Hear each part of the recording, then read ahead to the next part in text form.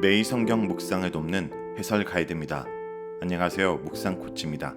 함께 읽고 나눌 말씀은 이사야 24장 1절에서 13절까지 말씀입니다. 24장에서는 온 세상을 향한 번우주적인 심판이 선포됩니다. 인간의 죄로 인해 세상은 황폐하게 될 것이며 세상의 노래 역시 사라질 것입니다.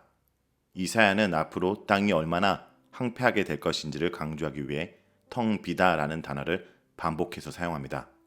세상은 하나님의 심판 속에서 공허한 황무지가 될 것이며 자연까지 파괴되는 절망스러운 상황이 연출될 것입니다. 땅이 이같이 심판을 받는 이유는 무엇일까요? 선지자는 인간들이 죄로 땅을 더럽혔기 때문이라고 선포합니다. 그러나 이러한 하나님의 지수 가운데도 소망을 갖게 되는 것은 혹독한 심판 속에서도 남은 자들이 있기 때문입니다. 그들은 하나님의 심판을 기뻐하며 즐거워할 것입니다. 자, 그러면 1절에서 3절에 읽겠습니다. 보라, 여호와께서 땅을 공허하게 하시며 황폐하게 하시며 지면을 뒤집어 엎으시고 그 주민을 흩으시리니 백성과 제사장이 같을 것이며 종과 상전이 같을 것이며 여종과 여주인이 같을 것이며 사는 자와 파는 자가 같을 것이며 빌려주는 자와 빌리는 자가 같을 것이며 이자를 받는 자와 이자를 내는 자가 같을 것이라. 땅이 온전히 공허하게 되고 온전히 황무하게 되리라. 여호와께서 이 말씀을 하셨느니라. 인간의 범죄로 인해 땅이 공허하고 황폐하게 될 것입니다. 24장에는 땅이라는 말이 16회나 등장하면서 이 땅이 2장 전체의 주제임을 보여줍니다.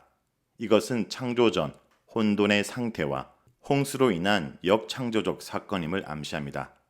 하나님과의 언약을 어긴 인간으로 인해 땅이 고통을 받으며 그들은 하나님의 아들들이 나타날 날을 탄식하면서 기다리는 처지가 됩니다.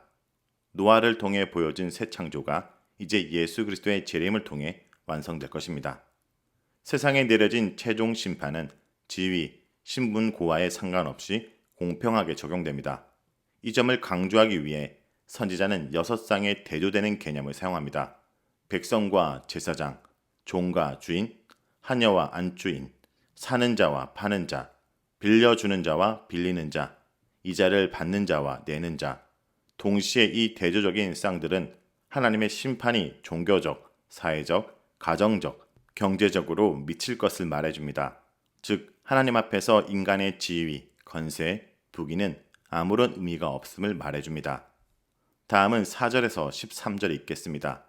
땅이 슬퍼하고 세잔하며 세계가 세약하고 세잔하며 세상 백성 중에 높은 자가 세약하며 땅이 또한 그 주민 아래서 더럽게 되었으니 이는 그들이 율법을 범하며 율례를 어기며 영원한 언약을 깨뜨렸습니다.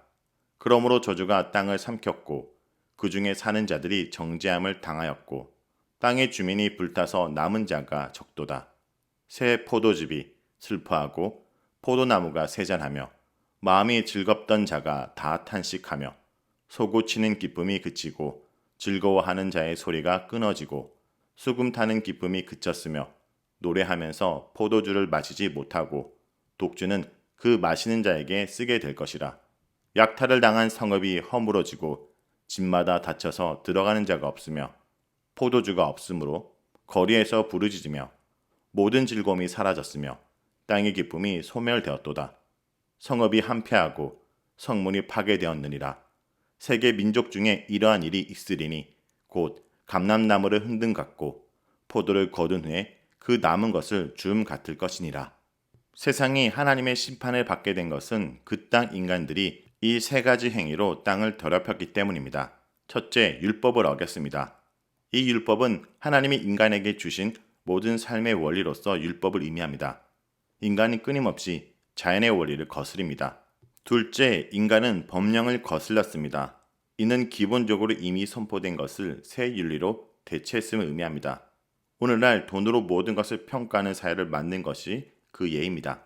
셋째, 영원한 언약을 깼습니다. 이것은 의도적으로 삶의 원리와 언약을 거부한 행위를 말합니다. 구약에서 말하는 영원한 언약이란 노아 언약, 아브라함의 언약, 모세의 언약의 안식일, 다윗의 언약과 그 언약이 메시아를 통해 현실화되는 것을 가리킵니다.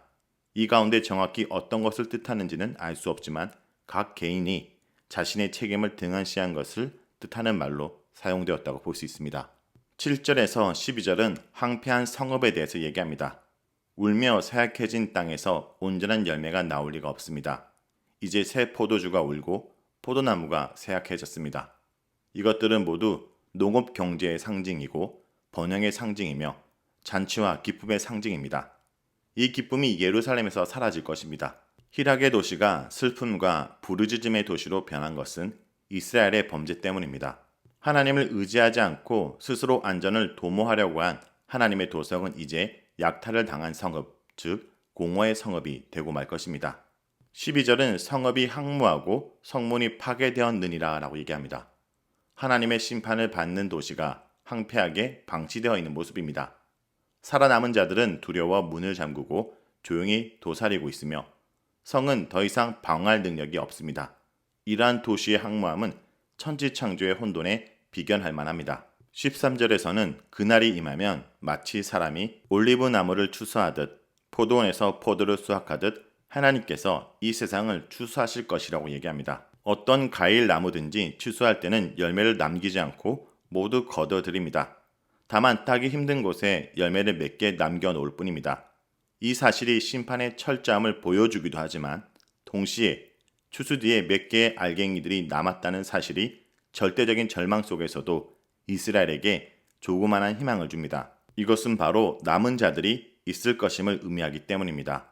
이 남은 자들은 결국 심판을 통해 회개하여 주께 돌아오며 하나님의 회복을 기뻐하며 즐거워할 것입니다.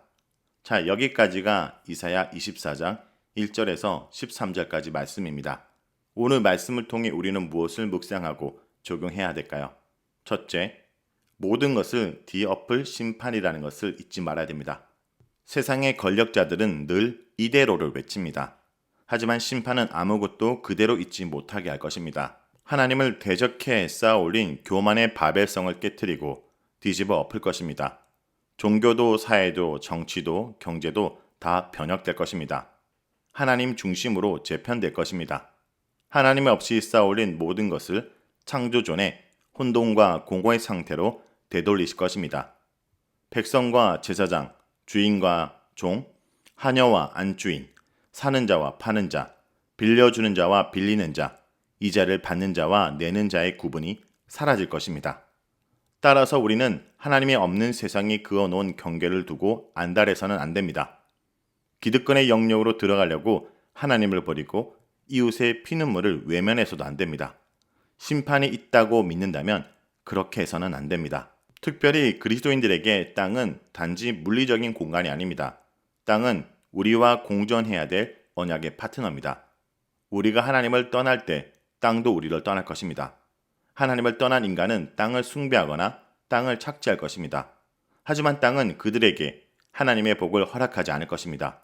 하나님의 슬픔에 땅도 동참하고 땅이 세잔하고 메말라 인간이 기대한 열매를 내어주지 않을 것입니다. 인간은 땅의 힘이 아니라 농약의 힘으로, 기술의 힘으로 열매를 내고 있고 땅이 허락한 범위를 넘어 많은 것을 얻으려고 하지만 그것이 자기 몸에 독을 쌓는 힘을 모르고 있습니다.